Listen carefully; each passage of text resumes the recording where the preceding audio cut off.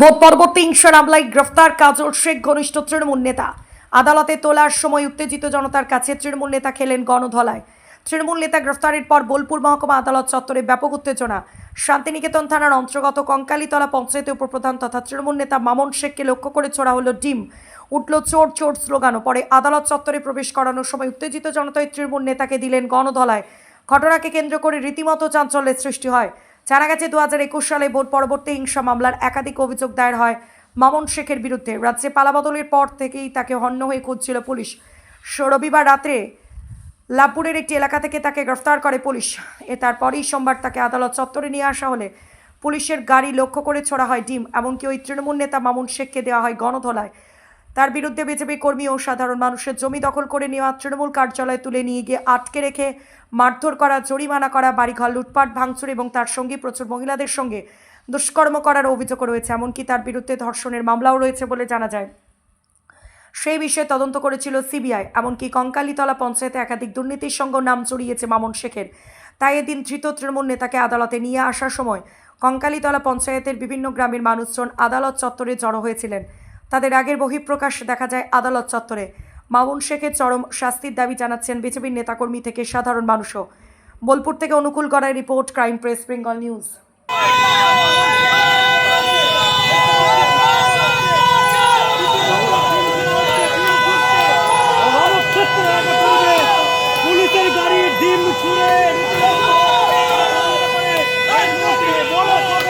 পঞ্চায়েতের মামুন শেখ উপপ্রধান 21 সালে যারা বিজেপি করেছিল তাদেরকে বনডাঙ্গার পার্টি অফিসে এনে হেঁটো পর্যন্ত ভেঙে দিয়েছে একের পর এক। তারপরে 30 দিন 40 দিন করে হাজিরি দিতে হয়েছে। এই রোদ বৃষ্টিতে এসে বাইরে দাঁড় করিয়ে রেখেছে, এত বৃষ্টি পড়েছে দাঁড় করিয়ে রেখেছে। এই হচ্ছে মামুন শেখ। আমার কঙ্কালী পঞ্চায়েতে একমাত্র আমি বিজেপি করি বলে আমার 5 লাখ টাকার কাজ করি, আজ 3 বছর থেকে দেয় নাই। আজ স্টিলের কাজ করেছি, কোন কাজটা করি নাই, কিন্তু মামুন শেখ আমাকে দেয় নাই। বিজেপি করেছি তার কারণে। তো মামুন শেখের বিচার হোক। আর মামুন শেখ এই মুহূর্তে জেলে থাকলে সেফ থাকবে। পাবলিক ডিম থেরাপি তো হবেই, ইট থেরাপি তো হয়নি। আর মামুন শেখ জেলের মধ্যে সেফ থাকবে। এখন যদি বাইরে বেরিয়ে যায় পাবলিক পিটিয়ে ওকে মেরে দেবে। তো আমরা চাইবো জেলের মধ্যেই থাকুক। দেখুন, ডিম থেরাপি তো ওকে দেওয়ার একটাই উদ্দেশ্য। তার কারণটা হচ্ছে 2021 সালে যে পরিমাণ মামুন শেখ নামে এই ছোট লোক কঙ্কালীতলা এবং তৎসমূহ যে অঞ্চল, সেই অঞ্চলে যে পরিমাণ অত্যাচার বা ত্রাস করেছে, সেই ত্রাসের জন্য ওকে আজকে ডিম থেরাপি দেওয়া হলো। আর একটা বিষয় বলে রাখি আপনাদেরকে, প্রান্তিক তৃণমূল পার্টি অফিসে মামুন শেখের প্রত্যেক দিন মহিলাদেরকে নিয়ে এসে অত্যাচার করা, তাদেরকে শারীরিকভাবে টর্চার করা, এরকম একাধিক আপনারা দেখবেন, খোঁজ রাখবেন, একাধিক তথ্য আপনি পাবেন, অত্যাচার পাবেন। এছাড়া সাধারণ মানুষদের কাছ থেকে জমি জবরদখল করা, তাদেরকে জোর জুলুম করে অর্থ নেওয়া থেকে শুরু করে একাধিক মানে কুকর্ম মামুন শেখ করেছে। সেই মামুন শেখ আজকে অ্যারেস্ট হয়েছে।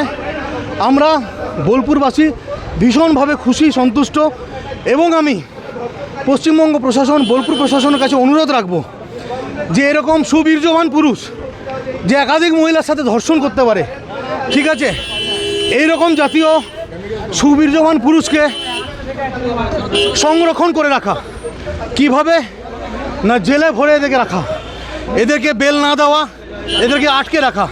দীর্ঘদিন এরকম সুবীর্যবান পুরুষকে আটকে রাখলে আমার মনে হয় সমাজের উন্নতি হবে এবং বোলপুরের সাধারণ মানুষ নিস্তার পাবে।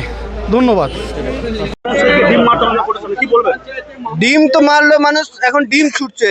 এদেরকে পাথর ছোড়া উচিত, যেটা শরিয়ত আইন আছে সেইভাবে ওদেরকে পাথর নিক্ষেপ করলেও কিছু কম হয় না, কারণ এরা ধর্ষককারী, এরা লুটেরা। এরা প্রত্যেক পঞ্চায়েতে মা কঙ্কালীর জমি, দেবত্ব জমি সব নিজেদের নামে করে বিক্রি করেছে। এরা কম বেশি 150-200 মহিলাকে ধর্ষণ করেছে। এই শেখ শাহজাহানের গল্প আপনারা শুনেন। এইখানে কঙ্কালী অঞ্চলে, কঙ্কালী পঞ্চায়েতে এইরকম রাজত্ব এদের চলতো। এরা বাড়ি লুট করেছে, লোকের টাকা লুট করেছে। সাধারণ মানুষের বিক্ষোভ তো থাকবে, কিছু করার নেই। এটা বিজেপি দল বলে হয়তো ডিম ছুটছে, অন্য কোন দল। আপনারা তো দেখেছেন আমাদের বাড়ির ভাঙচুর কিভাবে হয়েছে, আপনারা সব সেই ছবিও আমরা তুলে রেখেছিলাম একদিন যত্ন সহকারে, যে হয়তো কোনোদিন সুদিন দেবে ঈশ্বর, আজ ঈশ্বর সুদিন দিয়েছে, তাই সেগুলো দেখাতে পারছি আপনাদেরকে। সব্যসাচী রায়, বীরভূম জেলা যুব মোর্চার ইনচার্জ।